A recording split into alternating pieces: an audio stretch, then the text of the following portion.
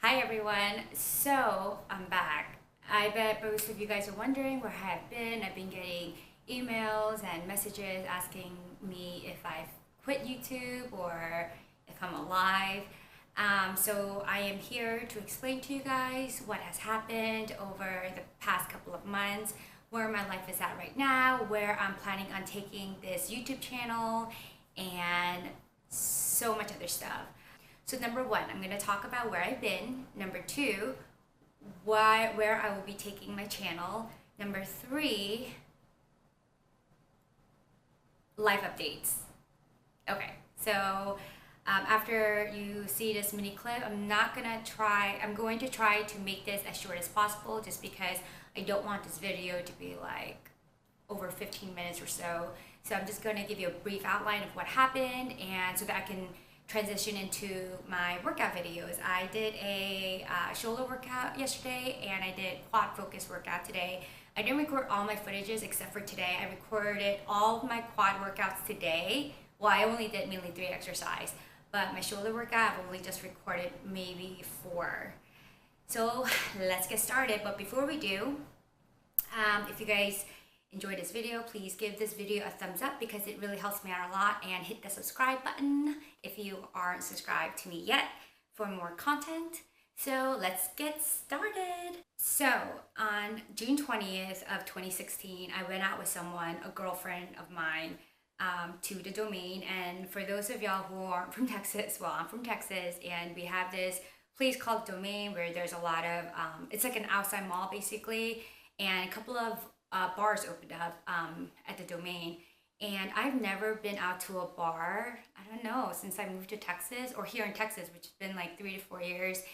And so the reason we went out, because I normally don't really go out that much, but the only reason I went out was because a quarter before that I was taking 6 psych classes. I aced all my classes, which was amazing. And on top of that, I took one of these classes. It's called an addiction class for psychology. And sorry, let me backtrack. I am a psychology student, and I will be graduating December 17th of this year. So next month I'll be graduating. So with that said, June 20th of 2016, that quarter, I took an addiction class where I talked about my addiction and how I overcame it. And that's going to be a separate video because, like I said, I don't want this video to be extremely long. So regardless, one of the girls that I used to be friends with and I went out to celebrate. And that night, and like I said, I will go into details on my later video, but I was drugged and then raped that night. And yes, I filed a police report on it, and I got my forensic done, and we did everything that we can do, but he unfortunately got away with it. And the reason he got away with it was because they said there wasn't enough evidence, but there was enough evidence. I mean, we had a recording of him, you know, taking me to the hotel. So like I said in this video, I'm not going to go into debt. So that's what happened. That's the reason why I've been gone for a couple of months. But backtracking, when I was 19 years old, an immediate family member of mine sexually molested me. And that one person that was supposed to love me unconditionally blamed me for what he did to me, and basically saying that it was my fault, and I shouldn't be doing this and I shouldn't have done that. But in reality, you guys, I was a really good person. Like, I was a really, really good teenager. And yeah, I mean, I've had my little, I don't know. Honestly, you guys, I never partied in high school. I didn't do anything in high school. All I did was do schoolwork and help out around the house and did construction work because that's what my mother was doing back then, building homes, breaking down homes, demolitions, and all that good stuff. So I was never a bad person. I was never a bad daughter. Regardless, that happened to me, and I was told to keep my mouth shut for since that happened. And that happened to me, and it took me 8 years to talk about what happened, and it took me 11 years to overcome what had happened. And that's what I had overcome 4 days prior to what happened to me at the domain. So I made a video about why I was addicted to those things I was addicted to, and I talked about what has happened to me, and that was probably one of the most vulnerable, maybe this video, but that video it was one of the hardest videos that I ever had to make, because I actually said it out loud and I forgave myself what happened, and I know for a fact it wasn't my fault. So 4 days later, this happened to me, and one of the things that I learned through psychology and through addiction class and through multiple psychology classes and with my own research on sexual assault, what goes through the mind of predators and what goes through the mind of the victims, that I did all my research, right? And because to get over what someone in my family did to me. And but regardless of how much research I've done prior to this happening to me on June 20th, I was in denial. I was confused. I didn't know. I was very distraught. But one thing that I learned, like I said, from what happened to me when I was a teenager was to take control of my life. This person, one of my immediate family members, took control over my life for 11 years, you guys. That is a long time.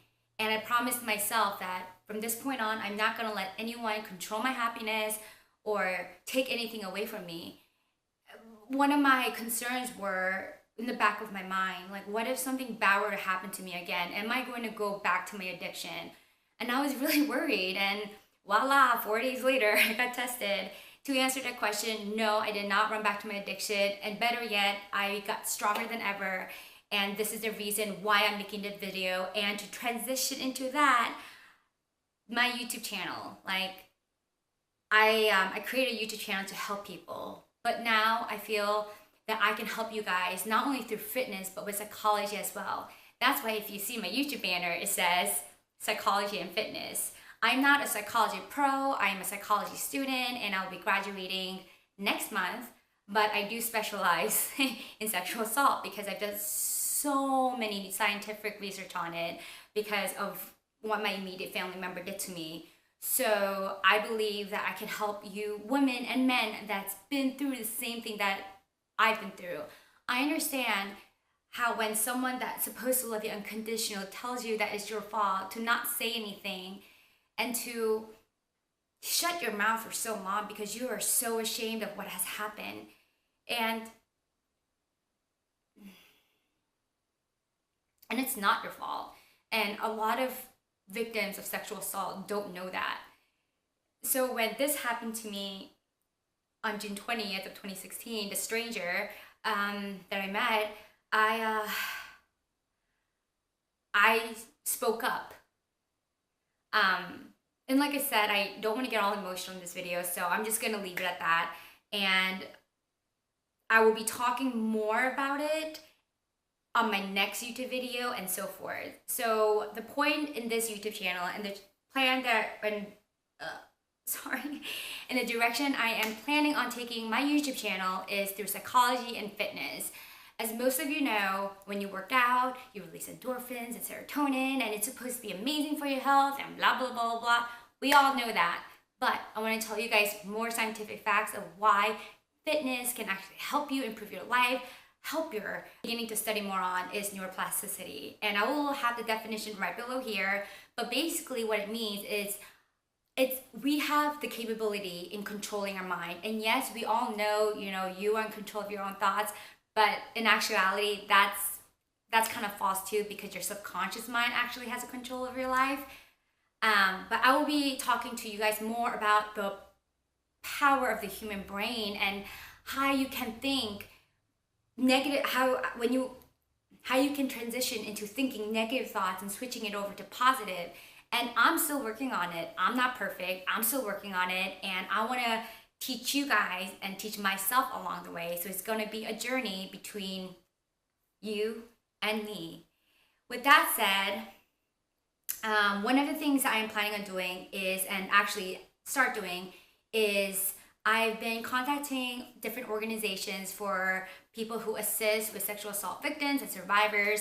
And what I want to do is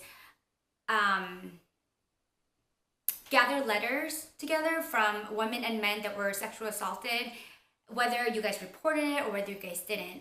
Now we know that, for instance, using one organization from RAIN organization, we know that a lot of women and men do get sexually assaulted, but yet only 98 out of 2%, they all get away with it. Only 2% get trialed and they get put into prison, but the 98% of them, they all get away with it, and it's because of our laws. And it's really sad because we all know how often it happens. We all know how often, people get sexual assaulted, whether it's rape, whether it's, I don't know, oral sex, molestation, whatever it is. And it is so sickening and it's so sad that these predators have all these power over people. They do it because they know they can get away with it. I told my detective that when I found out that my case got denied, but let me tell you, before my case got denied, over that 1 month period, 3 cases got denied. So I guess in the back of my mind, I kind of knew that my case was going to get denied, because I don't think this guy is going to be like straight up, yes, I raped Grace. But like I said, that's a different story, which I'll explain later. So that's what I'm planning to do. I am planning on gathering mails from victims and survivors of sexual assault, whether it's a form of molestations or whether you've been raped, whatever it is. I am collecting all those letters and mailing it out to our legislators so that it can be changed, because this law needs to be changed. And some people may say one voice won't make a difference, but I beg to differ. I believe that a voice, your voice, other people's voice, can actually make a great difference. So that's one of the things I'm doing. The second thing I've been working on is a book. I've always been wanting to work on a book regarding of what I've been through, and like in details, and how I overcame it, and what self-love is, and how powerful our human mind is. And I just want to go on and on and on telling you guys about it, but that's what I'm currently working on. I'm working on a book. I will be graduating on December 17th of 2016, so next month, with my psych degree, which I'm so excited about. And after that, and this is something I've been debating for 6 years, and I wasn't going to share it with you guys, but I think I need to share it with you guys so you guys can understand where my workout footage is coming from. And I've been debating over this too ever since what happened to me on June 20th. Obviously, one of the symptoms that victims go through is it my fault? Can I do something differently? What if I wore this? What if I did this? What if I did that? But in reality, it's nothing that you guys did. It's predators do stuff because they seek power. It has nothing to do with sexual desires, but it's all about power. And that's one of the other things I'll be talking about later, because I don't want this video to be so long, and I think it's already getting too long. So with that said, and I guess in a way I'm kind of like trying to explain myself to you guys. I don't know. But so for 6 years, I've been debating on whether I wanted to get breast augmentation, and I finally decided that I am going to get a breast augmentation done. I am very comfortable in my own body, in my own skin. However, I've always wanted breast augmentations, just because when you work out, women, females, you feel me. If you don't want to get breast augmentation done, that's perfectly fine. If you want to, that's fine too. Like if I can work out this muscle and make it grow, I would totally do that, but I can't. So I'm telling you guys this right now because I am either planning on getting it done right after graduation or the first or second week of January. So with that said, I am planning on recording my workout footages ahead of the time, so that when I am in the process of healing, I can still upload my workout footages, and I can also still talk to you guys about neuroplasticity and about the human mind and how I overcame what I overcame, and etc., etc. So I hope you guys enjoy this footage, and I just want you guys to know, women or men, because men do get sexually assaulted too, they just don't talk about it. Along with women, they don't talk about it either, that it's not your fault. It isn't. And whoever says that it is your fault, I'm sorry, they are ignorant. They are so ignorant. It is not your fault. I don't care what anyone says. If you said no, it means no, period. I don't care what you were wearing, how you were talking, how you were walking, how you were sitting. I don't care. It's not your fault. And anyone who says it's your fault, they don't know any better. So ignore them. Literally ignore them. Ignore them.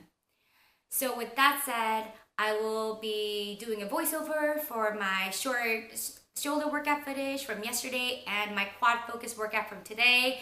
And I will be updating you guys soon of everything else that has happened. And yes, so thank you so much. So on this day, I did a shoulder workout. I am very happy with my upper body progress, so I am deciding to go extremely light on upper bodies and doing supersets. Here you can see me doing your front raise and your side raises. What that works is your deltoid. Just make sure you keep your core tight. On this exercise, we have a dumbbell upright row with your overhead dumbbell shoulder press, which will work.